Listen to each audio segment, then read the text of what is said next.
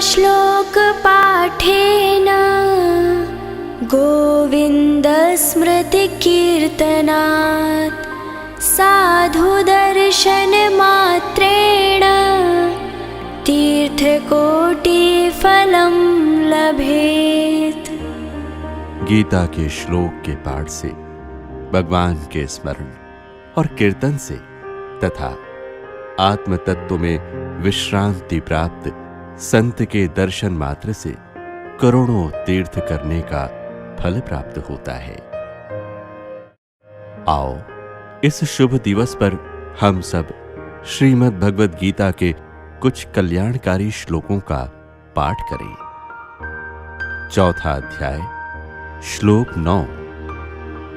जन्म कर्म च मे दिव्यम् एवं यो वेत्ति तत्त्वतः त्यक्त्वा देहं पुनर्जन्म नैति मामेति सोऽर्जुन। हे अर्जुन, मेरे जन्म और कर्म दिव्य अर्थात निर्मल और अलौकिक हैं। इस प्रकार जो मनुष्य तत्व से जान लेता है वो शरीर को त्याग कर फिर जन्म को प्राप्त नहीं होता, किंतु मुझे ही प्राप्त होता है। चौथा अध्याय, श्लोक 34। तद्विद्धि प्रणिपातेन परिप्रश्नेन सेवया उपदेक्ष्यन्ति ते ज्ञानं ज्ञानिनस्तत्त्वदर्शिनः। उस ज्ञान को तू तत्वदर्शी ज्ञानियों के पास जाकर समझ। उनको भली भांति दंडवत प्रणाम करने से, उनकी सेवा करने से और कपट छोड़कर सरलता पूर्वक प्रश्न करने से वे परमात्म तत्व को भली भांति जानने वाले ज्ञानी महात्मा तुझे उस तत्व ज्ञान का उपदेश करेंगे।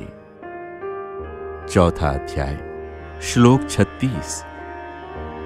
अपि चेदसि पापेभ्यः सर्वेभ्यः पापकृत्तमः सर्वं ज्ञानप्लवेनैव व्रजिनं संतरिष्यसि।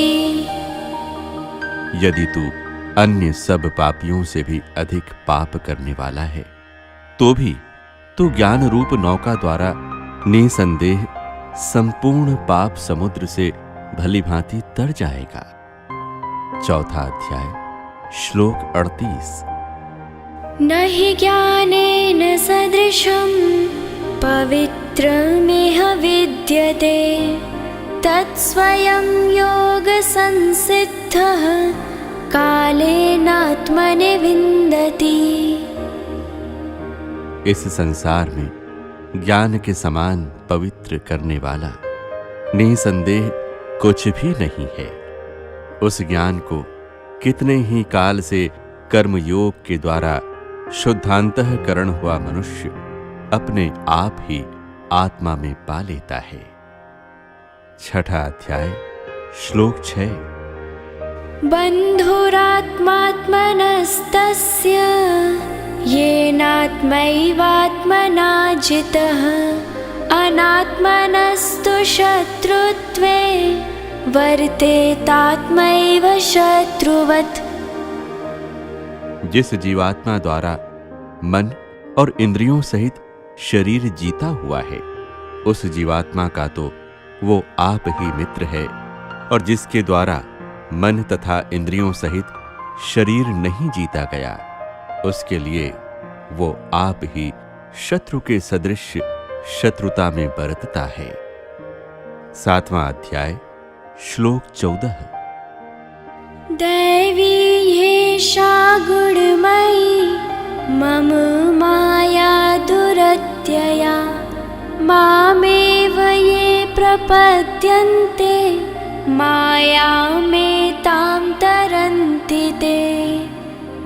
क्योंकि ये अलौकिक अर्थात अति अद्भुत त्रिगुणमयी मेरी माया बड़ी दुस्तर है, परंतु जो पुरुष केवल मुझको ही निरंतर भजते हैं वे इस माया को तर जाते हैं। 7वां अध्याय श्लोक 15।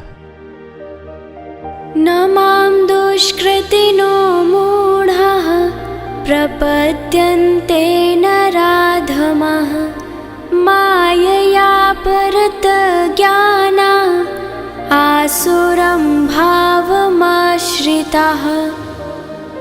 माया के द्वारा जिनका ज्ञान हरा जा चुका है, ऐसे आसुर स्वभाव को धारण किए हुए मनुष्यों में नीच दूषित कर्म करने वाले मूढ़ लोग मुझको नहीं भजते।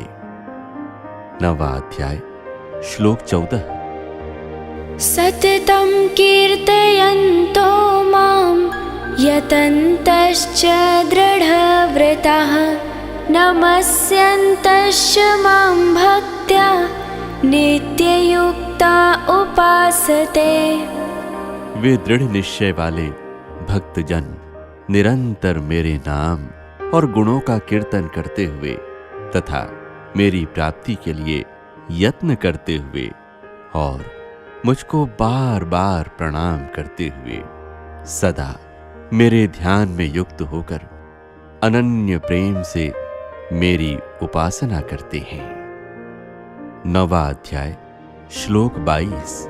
अनन्याश्चिन्तयन्तो मां ये जनाः पर्युपासते तेषां नित्याभियुक्तानां योगक्षेमं वहाम्यहम्।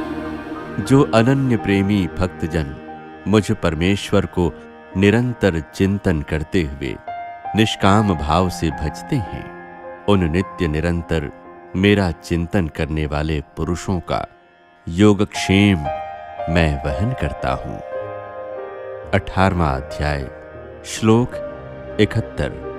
श्रद्धावाननसूयश्च शृणुयादपि यो नरः सोऽपि मुक्तः शुभान् लोकान् प्राप्नुयात् पुण्यकर्मणाम्।